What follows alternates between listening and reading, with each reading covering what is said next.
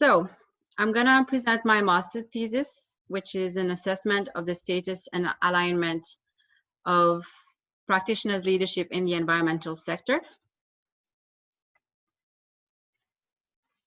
My journey as a wildlife biologist began on the small island of Mauritius in the Indian Ocean.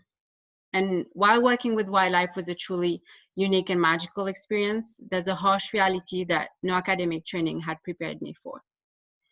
It was the underlying tension between the local community and the expat. You add to that mix the scientific ego, and voila, I felt I had the perfect example of poor leadership and hierarchical structure. Seeing these conflicts, it really inspired me to reflect on the challenges and frustration that we face environmental practitioners when it comes to managing environmental projects. So to have a stronger impact, I really felt like we needed to unpack what it means to be an effective environmental leader and to unpack effective environmental leadership strategies.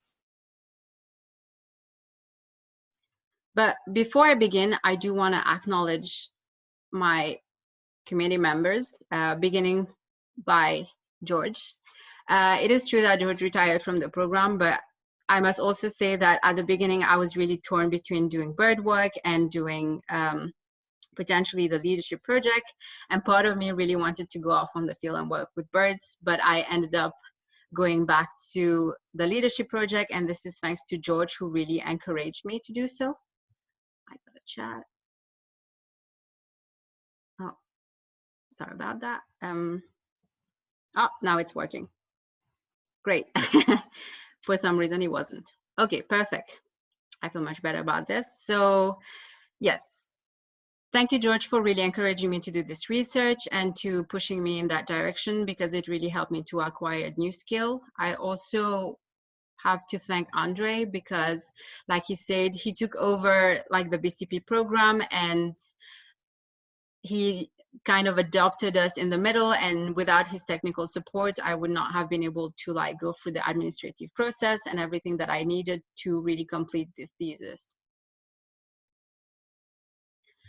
Last but not least, I really want to thank Emil Dewan, because she's not been only an advisor, but it was kind of professional crush at first sight for me.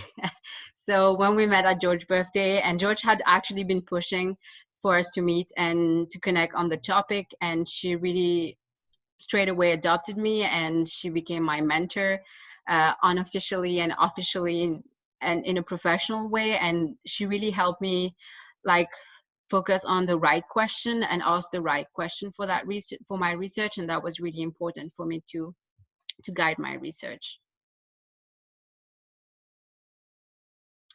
I do also want to thank the University at Albany Foundation that really gave me the opportunity to expand my research by providing funding for my research and to participate in the environmental leadership program, and for giving me a scholarship to attend the ELP National Leadership Program. That scholarship was also partly funded by the Environmental Leadership Program. And through this network, I met a bunch of amazing people and amazing environmental practitioners that also became my mentor, my friends, and my support network here, for which I'm extremely grateful. I want to thank all the program administrators that I got in touch with and who were willing to talk to me about their leadership training program and what they were hoping to get out of this. This conversation was extremely helpful in, once again, designing the questionnaire and asking the right questions to practitioners and finding out key elements that could help me with my research. Also, thank you to the 171 practitioners who responded to my questionnaire. I don't think that would be possible if they hadn't taken the time. It was quite a lengthy questionnaire, I know that. So thank you very much for all the people who responded to that.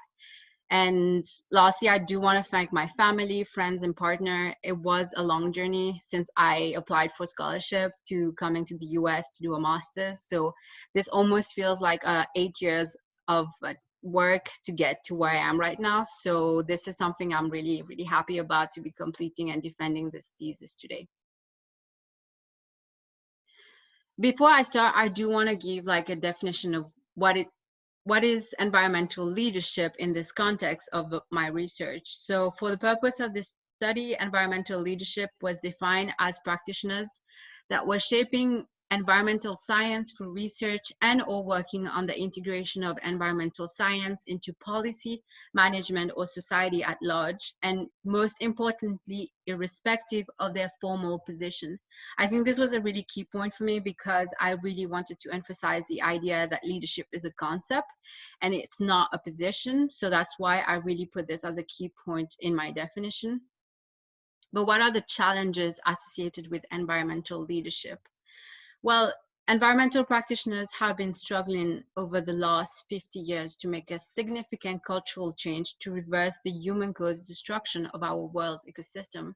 So practitioners have had a lot of success, and that is true. We've saved a lot of species, we've restored habitat, but this is not as, we're not having the cultural impact that we could have. And I think that's a big challenge of environmental leaders and environmental leadership. Additionally, the promotion of diversity, equity, and inclusion in the decision-making process has been insufficient, with minorities still being oppressed, ignored, and often silenced. There's still not enough diversity at the decision-making table, so because of that, we're greatly lacking in a diverse viewpoint when it comes to making solid decision that is really good for everyone at the end of the day, not just the environment. There's also a tremendous lack of research on environmental leadership in terms of social science and behavioral science.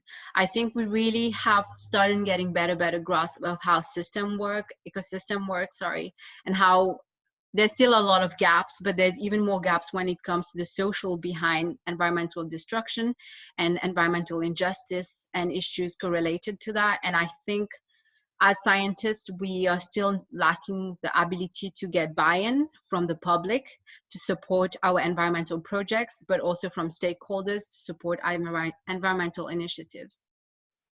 And that is more of a personal challenge. I feel like poor leadership can and has been a real source of frustration for me and for a lot of environmental practitioners that I know, and has been a real hindrance in making conservation and environmental projects successful. Some of the key concept of this research was that environmental practitioner was used as an umbrella term. I didn't want to restrict to conservation because I wanted to have a broader set of respondents. So that included people working in policy, as long as they were working toward the protection and preservation of the environment and wildlife, regardless of what was their exact title were. As theoretical framework, I use an adaptive leadership framework. So the definition of adaptive leadership is focusing on learning how to address problem with a flexible and adaptive mindset instead of focusing on the technical aspect of the problem. So for those of you not familiar with social science, a theoretical framework is a backbone for your research. So what it helps you orient your thought, design your study, and ask the question in a way that it's structured, and it really helps with the analysis. So I choose adaptive leadership, mostly because after reading several papers, it was the one that made the most sense. And one paper by Manolis and Isle actually devised 8 adaptive principles for leadership in the environmental sector, which I felt was really relevant to my research and could really help me guide my study question. So the first one was to recognize the social dimension of the problem. The second one was to cycle through action and reflection. The third one, to get and maintain attention. This one, I will elaborate a bit more, which essentially means is like, it's sometimes easier to get attention on the topic, but to retain that attention can be more challenging. An example would be with Australia's bushfires. People suddenly, we've seen a surge in donation. People have taken care a lot more about like the environment, but to retain that attention on critical issues like climate change is what can become challenging, is to have sustained attention on the problem. So that's one of the challenges of adaptive leadership and a principle of adaptive leadership. The next one is to combine the strength of multiple leaders, which is correlated to extend influence through a network of relationship. So basically what it says is that whilst having a network of leaders and you have more more diverse pool of capacity and expertise to help manage problem in a more holistic way. The next one is to time effort strategically, is as a leader how to identify the right windows of opportunities to act. It's not always the right time to push for environmental policies, environmental regulation or projects. So as a leader, you really have to identify the contextual factors that will help you push for opportunities at the right time and at the right moment. The next one is to nurture productive conflict. I know a lot of people who are actually conflict averse, but conflict is not necessarily a bad thing. Conflict can bring a lot of positive things, but it has to be managed in a way that it remains productive and it's not passive aggressive, which then leads to internal issues within organization. The last one is something that's going to come up a lot within my results and my research, is to cultivate diversity. This element of diversity and diversity of race, gender, opinion is extremely important to have an adaptive leadership approach. So this adaptive leadership framework was relevant because it took complexity as an inherent part of problem solving. It approached leadership from a non-hierarchical angle. Like I say, I didn't want to only view leadership from the top down to below. So it was relevant to practitioners regardless of their position of power. It also leveraged cognitive biases and social influences. The purpose of this study was to actually gather as much data as I could and to come up with recommendations for individuals, organizations, and institutions to promote effective environmental leadership strategies. In order to achieve this, I investigated how environmental practitioners conceptualize their own leadership style using the adaptive leadership framework.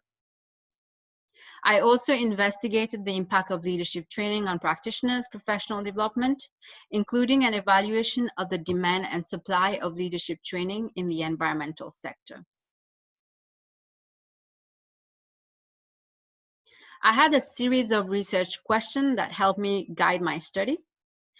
The first 4 questions examine the relationship between adaptive leadership behaviors and number 1, professional experience, number 2, academic experience, number 3, level of management, and number 4 is participation in leadership training. The 5th question looks at what skills, practitioners value and what experiences allow them to develop these skills. I also wanted to look at how accessible leadership training is according to practitioners. And once they had received leadership training, what are the experiences that they had with their leadership training program, and to what extent practitioners were interested in leadership training, and what skills they developed from participating in leadership training. To do my research, I used a mixed methodology research using both quantitative and qualitative data. The participant profiles is pretty much the environmental leadership that I gave earlier, is that practitioners that were shaping environmental science through research and or working in the integration of environmental science into policy, management, society at large, and once again, irrespective of their formal position or power. The online questionnaire was designed using SurveyMonkey, and it had 2 parts. The first part being the psychometric analysis of management skill, and the second one was the adaptive leadership questionnaire. The management skill assessment, what basically did is collected data on the demographics of practitioners, whereas the adaptive leadership questionnaire,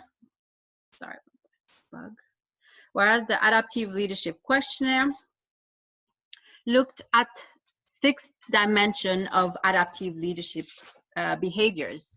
So each participant was given 30 statements regarding their leadership and was asked to express their level of agreement on a scale of 1 to 5, with the lowest being strongly disagree and the highest being strongly agree. The get on the balcony behavior is the degree to which subjects step back to see the complexity and interrelated dimensions of a situation. The give the work back to people is the degree to which subjects are able to empower others to think for themselves to facilitate problem solving. To protect leadership voice from below is the degree to which the subject was open to unusual or radical contribution from low status group members.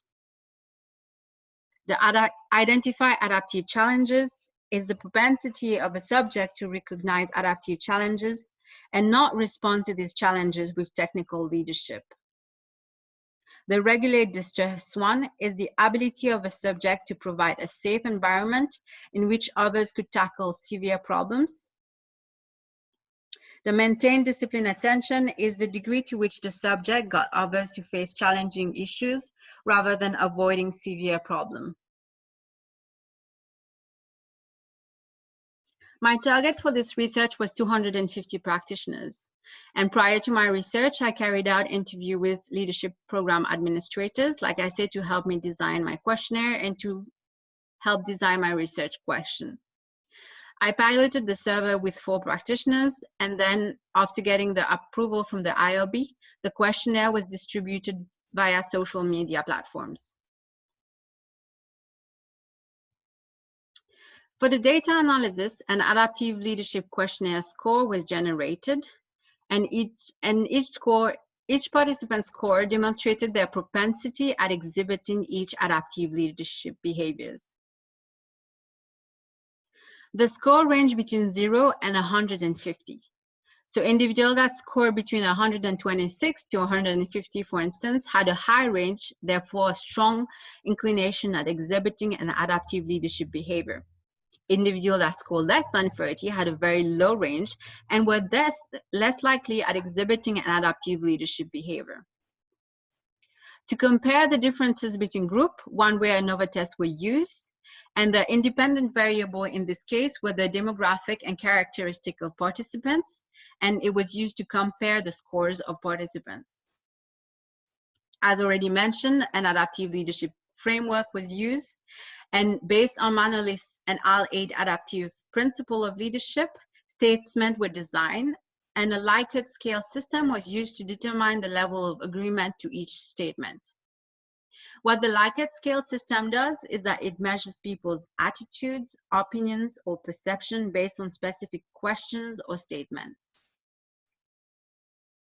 For the qualitative analysis section, because there had been no prior research on environmental leadership, I dig up in the internet and everything, and I also, as part of my leadership training program, I discovered the Clifton Strength, and I used it as a framework to analyze my open-ended question, and that helped me investigate the leadership skill on environmental practitioners. So essentially what it helped me do is to look at the skills and to place them in categories to separate them. The 4 categories being executing skills, so skills required to accomplish goals and tasks, influencing skills, skills that facilitate communication within and outside team, relationship building skills, skills that empower individuals to use distinctive talents, strategic thinking, skills that help absorb and analyze information to better inform, to make better decisions. A latent coding system was used for the open-ended question, investigating leadership training experience, which meant that the analysis was a subjective interpretation of the responses based on the overall responses of practitioners. Now for the results and discussion. First of all, the profile of respondents. The online questionnaire, we collected data from 171 practitioners that were working in 42 countries across the world. I gotta say, I was extremely happy about this results because I didn't expect to have such a diverse pool of respondents. So that made me diverse. When I mean diverse locations more than diverse. But obviously, my highest number of respondents was in the United States with 53 respondents, followed by Mauritius with 18 respondents, and then the Seychelles with 11 respondents, the UK with 11 respondents, and Indonesia with 5 respondents. So obviously this is most likely a reflection of my network because this is the places I've been and I've worked. But I'm also glad that I've got between 4 to 1 respondents in all the other countries that you can see here.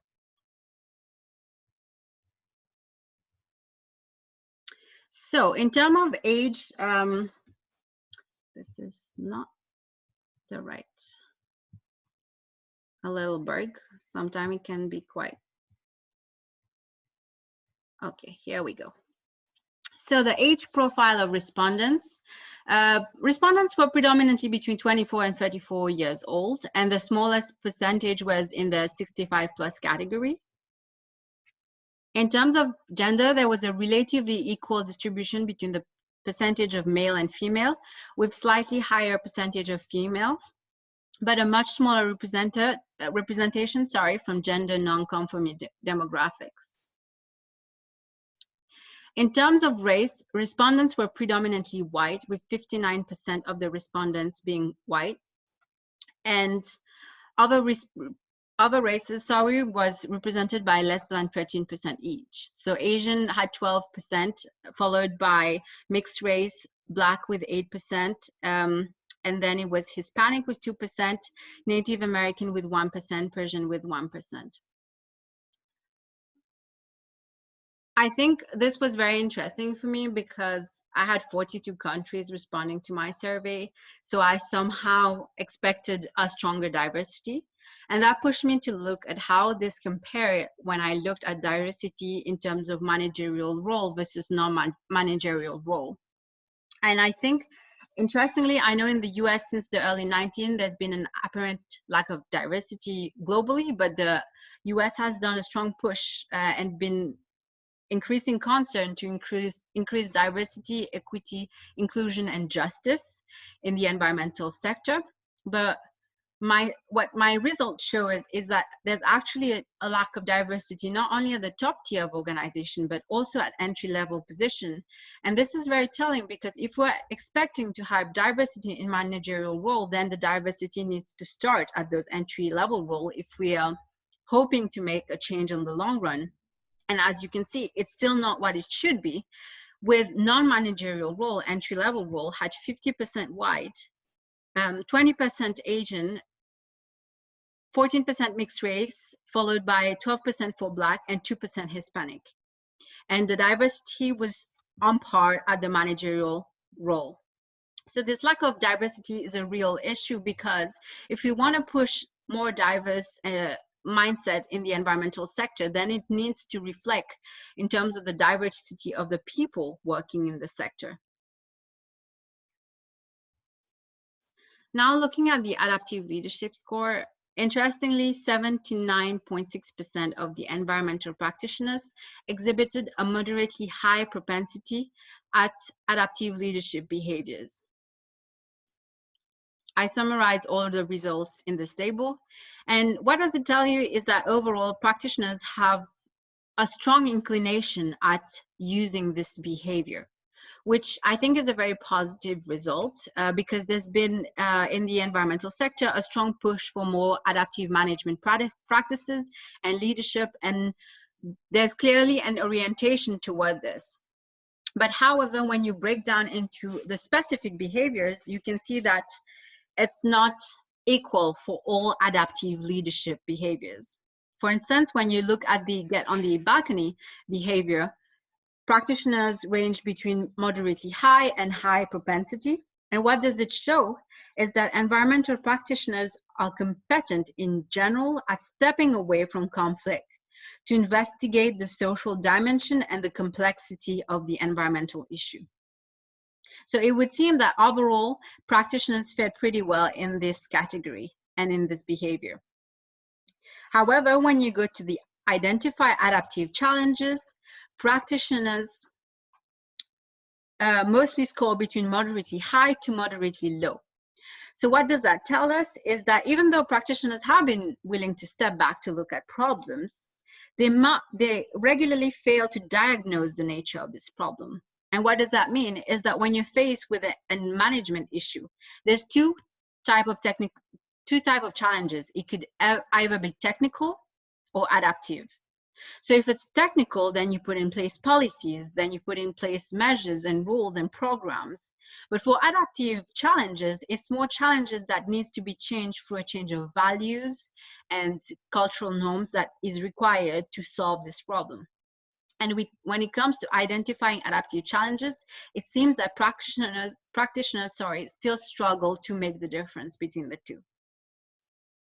When it comes to regulating distress, once again, practitioners fared pretty well, with half of them ranking with 50% high score. And what does it tell us is that leaders are efficient at helping others manage distress while maintaining productivity. When it comes to maintaining disciplined attention, once again, there was a fairly high score with 22% and 59% scoring moderately high. So there's been clearly a breakdown in environmental leadership over the years, but clearly practitioners still feel that they are still conscious of what work is required to tackle the most challenging and pressing issue first. When it comes to giving the work back to people, this attitude might be an intrinsic value, but there's a big challenge with that. And this is why a lot of practitioners might have struggled to score a really high point with only 8% with a high score. It's because there's a lot of, there's an unfortunate reality that practitioners have to deal with, which is the demands of administrative activities and the practical constraints that encourage often more directive kind of management strategies. And this is when practitioners go into micromanaging people. Is because even though they might have the value where they want to delegate more and trust more and empower individual more, they have administrative constraints that don't allow them to use this method. The last one is to protect leadership voices from below, which is 38% high and 52% moderately high. And this suggests that practitioners are generally quite open and accepting of unusual or radical contribution from low status group members. I did a density plot to kind of visualize what the overall scores look like. And as you can tell, like they range mostly from like 90 above, which has a moderately high to very high propensity of using an adaptive leadership behavior. So once again, this is a really positive response, but the main limitation of the scoring system is that it offered a very subjective viewpoint of an individual's leadership. So the best way to have conducted this would have to have a 360-degree assessment of individual leadership. So that would mean that the practitioners would respond to the questionnaire, and we would also collect feedback from colleagues and compile a 360 report from that. And that could then have minimized the participant bias. But to deal with this bias, this is why I also collected qualitative data for open-ended questions. To summarize this section, some of the key findings were as follows. So adaptive leadership behaviors offered a form of leadership that made it possible to anyone that saw a need for change to act, and it was not focused on the power dynamic. It also reflected the holistic nature of adaptive leadership behaviors and how that could then also give rise to numerous barriers to implementation. Because it covers so many things, it can be very, very challenging to implement adaptive management when there's no set definition out there to help guide practitioners. The interconnection between the behaviors is also an important part because it strengthened the need for multidisciplinary training for practitioners. Having technical training is not enough to tackle with the challenges of environmental practitioners if you want to exhibit all adaptive management and leadership behaviors. The study also highlighted the scarcity of social and behavioral science to further the understanding of the underlying factors behind adaptive leadership behaviors in the environmental sector. I wanted to compare the score of practitioners based on their professional and academic experience. However, when I compare for the number of years of experience, I could find no significant difference for the 171 practitioners for their scores. Similarly, I couldn't find any differences between practitioners' scores when I compared their level of education.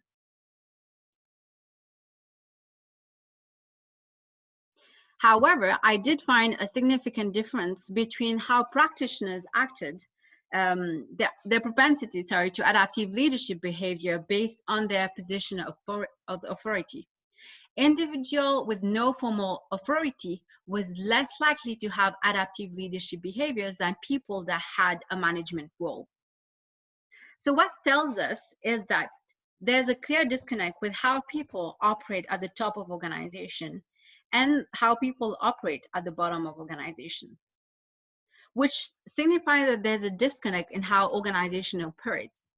Adaptive leadership management can only be effective if it translates throughout the whole organization. But if people with no authority don't view themselves as adaptive leaders and don't embrace adaptive leadership behaviors, it will be very hard for coordinators and above to implement those adaptive leadership behaviors. I couldn't find any difference for participation in leadership training program in terms of scores between the two groups.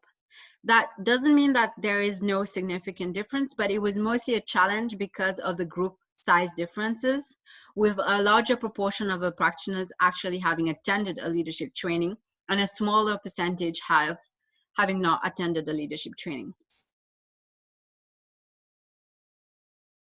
So to sum up the key findings, practitioners without authority had a significantly different approach to their leadership training, and they were thus less likely to adopt leadership practices. So this study demonstrated the need for adaptive leadership training for early career practitioners, to have adaptive leadership training at early stages to align values and practices within an organization. Because as we saw, the professional and academic experience didn't seem to have any influence on how practitioners view their own leadership.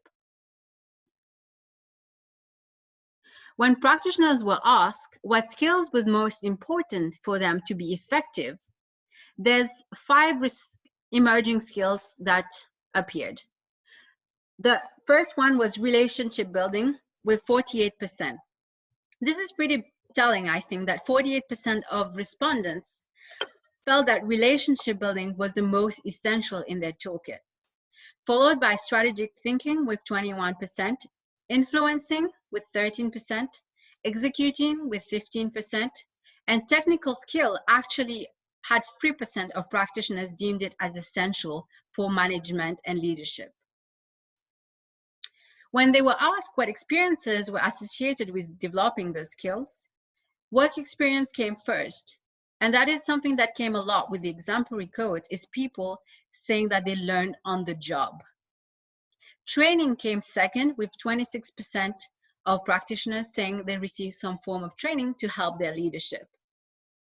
Mentorship was third, with 10% of the practitioners getting mentoring that helped them develop effective leadership skill. Education came fourth, followed by networking. It was very interesting that education only came fourth, with 8.3% of the respondents. And that shows you that education is not necessarily taking the role that it needs to take to develop the leadership skills that environmental practitioners need.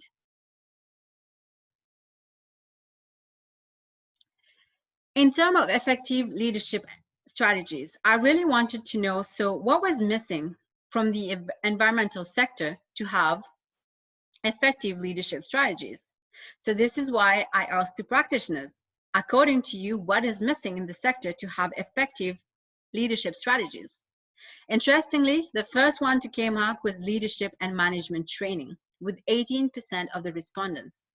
This was followed by diversity, equity, and inclusion in the sector, with 14.8%, followed by conflict resolution, finance, meaning how to do budgeting and managing budget, strategic planning skill, mentorship, collaborative leadership, effective scientific communication, financial management, scientific expertise, willingness to change, capacity building, time management skill, and innovation.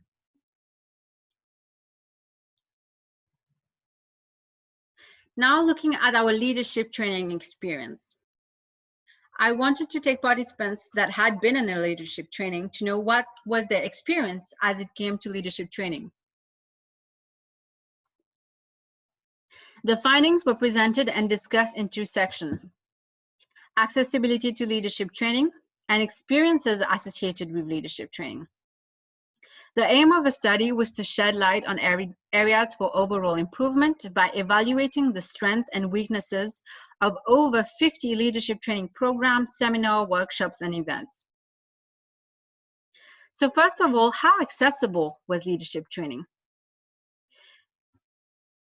So out of 117 environmental practitioners that attended leadership training,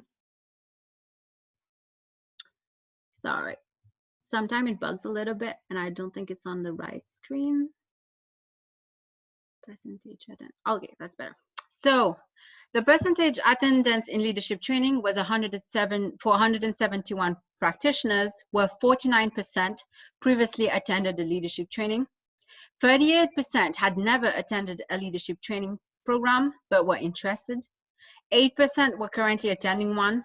3% had never attended one but were not interested.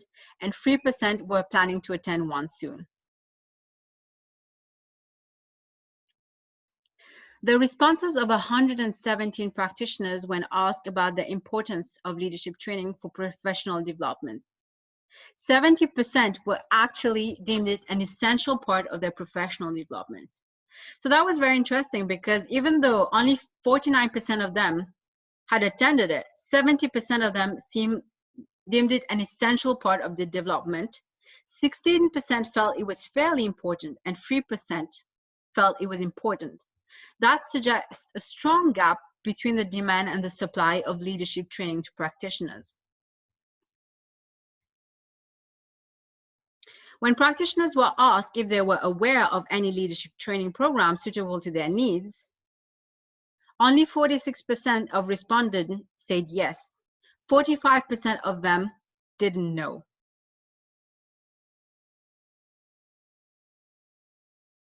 When practitioners were asked if leadership training programs were easily accessible to them, 24% felt like it was. And when looking at the exemplary code and supported by the qualitative data, what it shows is that those practitioners were the ones that received training within their organization or had their organization that were willing to fund their training. 47% of the respondents deemed that it was not accessible, and 29% deemed that they didn't know. So what were the barriers to access leadership training? First of all, costs and lack of organizational support was a big point. A lot of practitioners felt that their organization were not willing to support them financially, and they couldn't afford to pay for leadership training outside of sometimes hefty student loan to do their master's or degree program. The second one was poorly advertised. Several practitioners felt like they were never aware of any leadership program, and they've never seen or been advertised any suitable leadership program. The third one is a lack of online training opportunities, which was mostly for practitioners that were working in really remote locations and that felt that they could not support the travel to go to leadership training.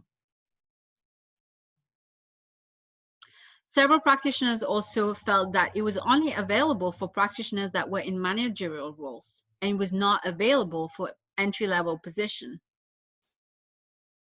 8% of practitioners felt that it clashed with their work hours and was thus not a priority, or that their organization would not allow them spare time to participate in it. 4% of them felt like their programs that they attended was not comprehensive enough. And I think this can be kind of supported by the lack of advertising. If it's not advertised, they probably ended up being in training that were not comprehensive or relevant to them.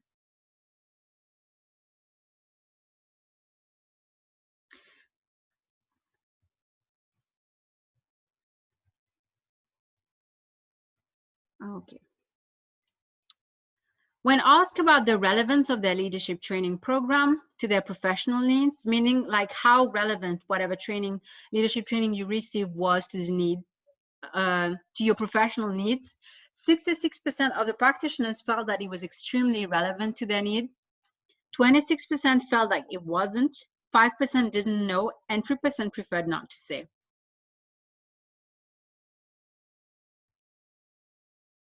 When practitioners were asked what skill they developed from leadership skills, I was given a very exhaustive list of what skill they developed. So to analyze the data, I decided to break it into 3 sections: individual skills, team skills, and organization skills. The reason I divided it in this is because it represents our domains of impact and domains of change. The skill that we acquire as individual can help us impact the team and organizational performance.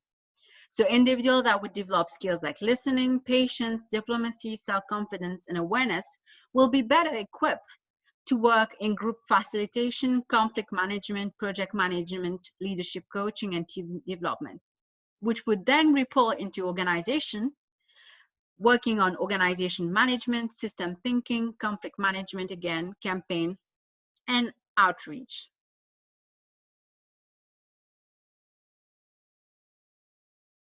When practitioners were asked if they were satisfied with their leadership training, 49% of them were highly satisfied, 37% were satisfied, 8% were uncertain, 2% were unsatisfied, and 2% were highly unsatisfied, and 3% didn't know. So what is all this data showing us is essentially that there's a huge gap between what practitioners are looking for and what they're demanding for their leadership training program and what is being offered to them. There's also a huge gap in the relevance and the accessibility of leadership training, and it's not happening within the professional and academic setting. An exemplary quote from a practitioner said that it was a good start, and I'm not sure how it will ultimately help me be a better organizational leader. I need opportunities to rehearse and role play. I need to be in conversation with people with my level of experience and area of focus. This was an exemplary quote from an individual who took part in a leadership training program. A less positive one was much of it seems to be generic motivational poster advice, not focused on techniques, strategies, or anything specific. To further look at the satisfaction of practitioners, I devised a series of statements based from the adaptive leadership principle of Manolis. I won't go through each individual statement, but what it does show you is the predominant blue section show you how satisfied and how strongly agreed practitioners were with those statements. So each statement shows the degree to which leadership training allow practitioners to do the following statement. The one with the least support was, the one with the least support was allow me to get and maintain attention. So that is something that practitioners felt that they were not able to get. That is not a skill that they felt that they developed through leadership training. Another one with least support is learning how to nurture productive conflict. And this is something we talked about earlier, is like the importance of knowing how to manage conflict. And a lot of practitioners felt like that this is not something that they achieved and they learned how to do through their leadership training program. Statement that seem to receive a lot of support is to identify their strengths and weaknesses as a leader. So clearly most practitioners that participated in leadership training program felt that they really were able to look at their own strengths and weaknesses as a leader. I won't go over all the statements, but if later on you want to come back and ask me a specific question about them, just for the sake of time, I will skip to the next section now.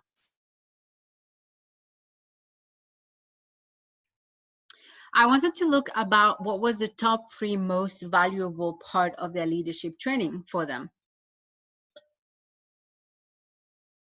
So the first one was the assessment of personal leadership strength and style. Like we already seen, that was something very valuable for practitioners, being able to see what was their own strength as a leader and what was their style. And that represented 15% of the practitioners. I didn't put in the whole list because it was quite long, so I focused on the top 3. Developing new leadership skills. So obviously leadership training should allow you to develop leadership skills, and that was something that practitioners felt was really valuable for them in the context of being in a leadership training program. The third one was team management tools. So learning how to work in team was something that was really valuable.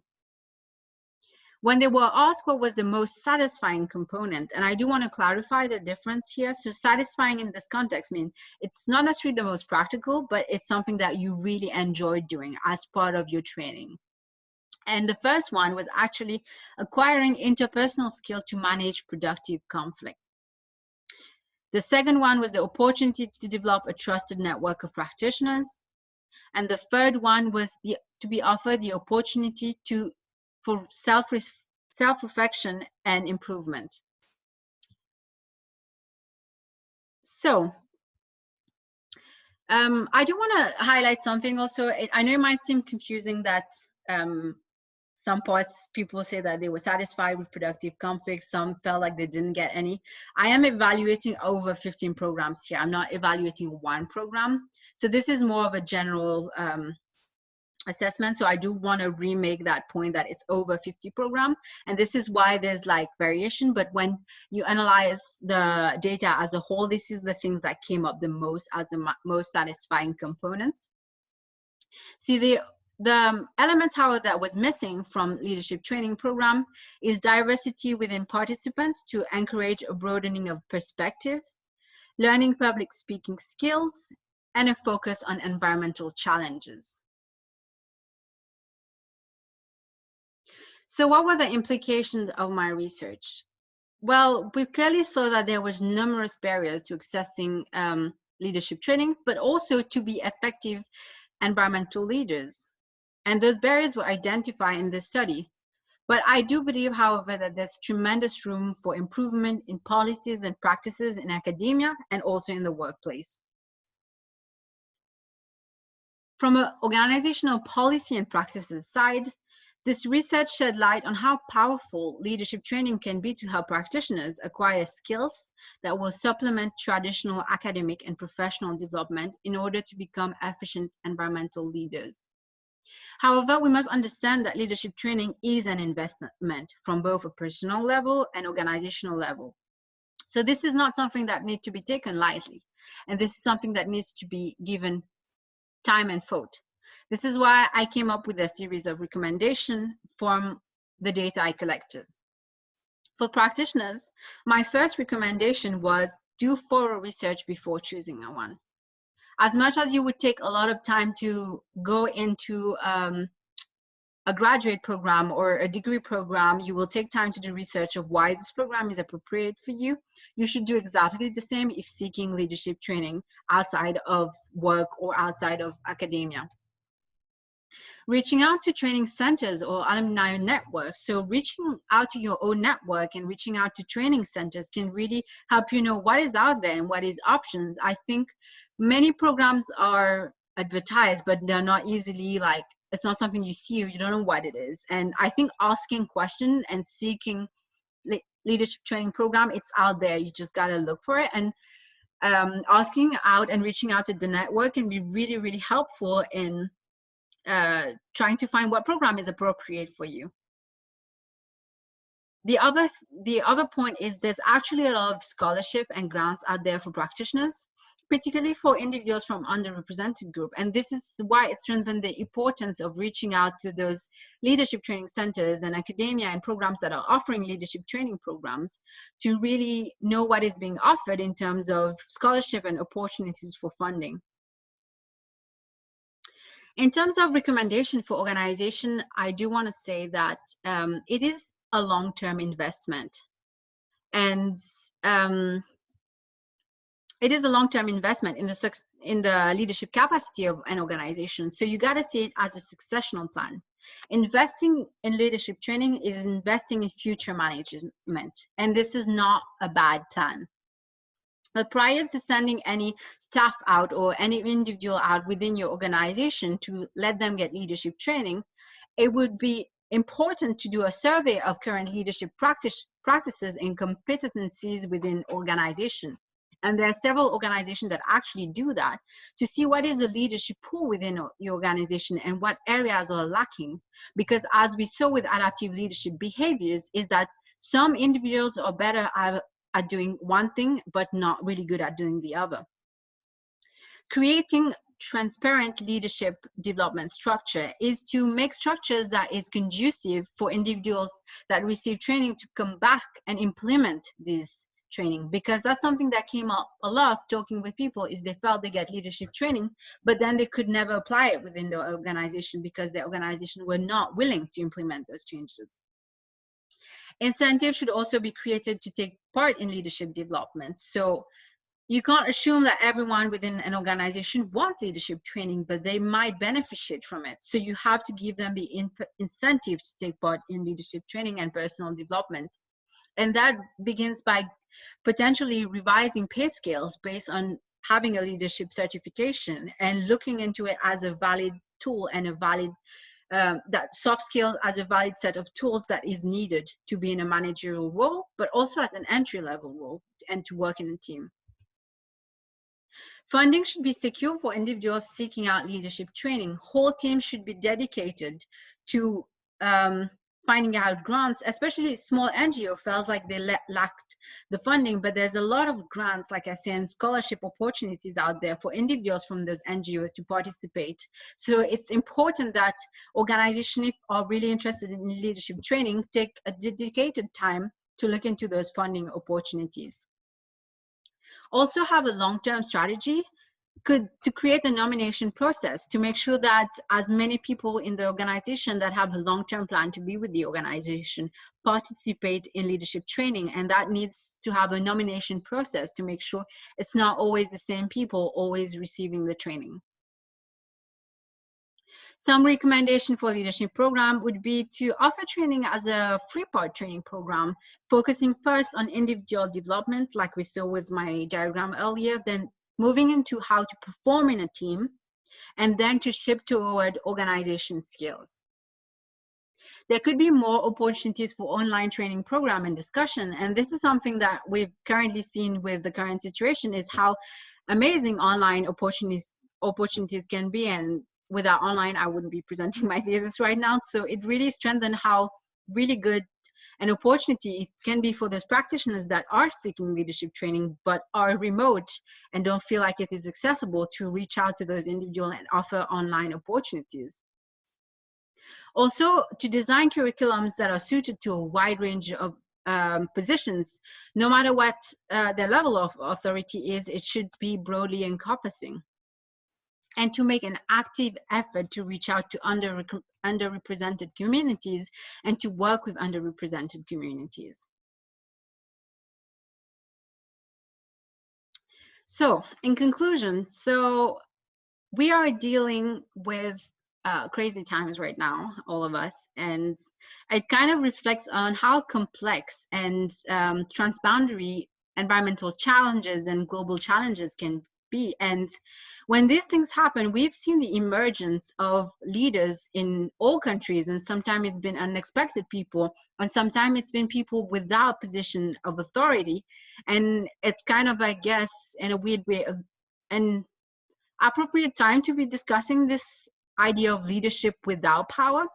Because as we've seen, if we want to tackle environmental challenges, we need to have the emergence of leaders in all countries and at all levels of organization, regardless of their level of authority. What does that mean is that not everyone becomes a decision maker, but everyone is given a place at the decision-making table. Not everyone is given power, I mean, but everyone gets a seat at the decision-making table. For that to happen, individuals need to be empowered to act when they see the need for change. And adaptive leadership offered this, and this is why there's been a push over the years for adaptive leadership management to promote this form of leadership. And as we've seen, practitioners already have a high propensity at adaptive leadership behaviors, but there's a clear gap between the academic training, professional training, and effective environmental strategies. So how can we bridge those gaps? Because the environmental sector has now reached a critical stage. It has been failing to lead the cultural evolution needed to reverse the human-caused destruction of our planet. So if we need to revise our way of training our scientists and environmental practitioners, it is something that we need to think of now. And I think it starts with revising how we offer training and what skills we prioritize in future environmental practitioners. Thank you for your kind attention. I will now switch to, I will stop sharing first.